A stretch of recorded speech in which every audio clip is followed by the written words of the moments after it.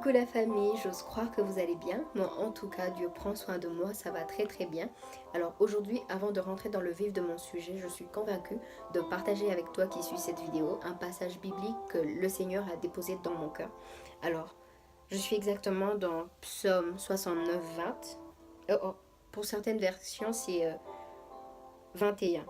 Alors, la Bible dit: l'opprobre me brise le cœur et je suis malade. J'attends de la pitié mais en vain, des consolateurs et je n'en trouve aucun. Il est probable que tu te retrouves dans la même situation, que tu aies l'impression d'être seul, qu'il n'y a personne pour prendre part à ta souffrance, ou encore que personne ne te comprend véritablement, que tu aies peur de l'avenir, peur du présent. Mais je voudrais te rassurer qu'il y a un Dieu qui véritablement se propose d'être une aide pour toi. Ésaïe 58 l'appelle le réparateur de brèches. Jean 14 l'appelle le consolateur. Il y a un Dieu qui veut te venir en aide. Aujourd'hui, je voudrais parler de la dépendance affective ou amoureuse. Bien souvent, on a comme tendance à juger les personnes qui se trouvent dans cette situation et on oublie en fait que c'est parfois causé par un background qui a été blessant ou encore par nombreux facteurs. Cela dit, on définit la dépendance, permettez-moi, je vais lire.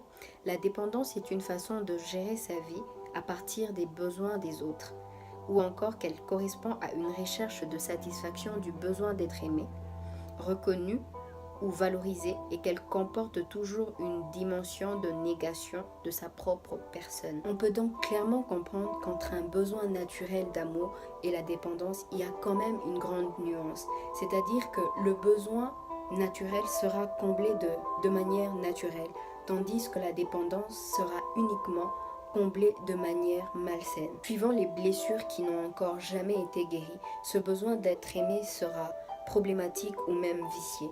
D'où l'importance de vraiment prendre le temps de s'examiner intérieurement pour savoir si on a été totalement guéri des choses qui nous ont affectés. Et comme ça, savoir quelle référence on a de l'amour.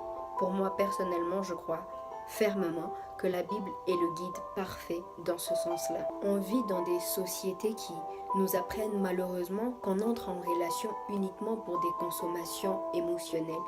Et comme chaque individu contient en lui un certain besoin d'une dose de plaisir, de joie, eh bien, beaucoup sont ceux qui malheureusement tirent un peu trop sur la corde. Au point même où, après une rupture, certains manifestent comme un symptôme de sévrage. Les personnes qui sombrent dans la dépendance affective sont en fait des gens qui souffrent d'un manque d'estime de soi, d'amour propre et même très souvent de la peur de l'abandon.